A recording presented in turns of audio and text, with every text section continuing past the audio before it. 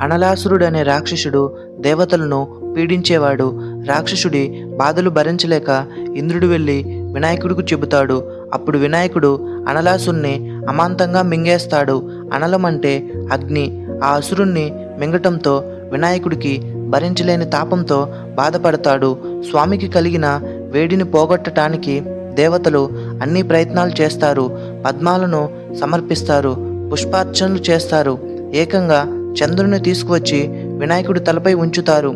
అయినా గణపతికి వేడి తగ్గలేదు. చివరికి ఒక మహర్షి గరికను తీసుకువచ్చి వినాయకుడి తలపై ఉంచుతాడు. దాంతో గణపయ్య తాపం తగ్గిద్ది. అలా వినాయకుడికి గడ్డిపోచుకు లంకె కుదిరింది. గడ్డిపోచును అందరూ తేలిగ్గా తీసుకుంటారు. కానీ సృష్టిలో ఏది అల్పమైనది కాదని చెబుతూ వినాయకుడు గరికను ఇష్టంగా స్వీకరిస్తాడు.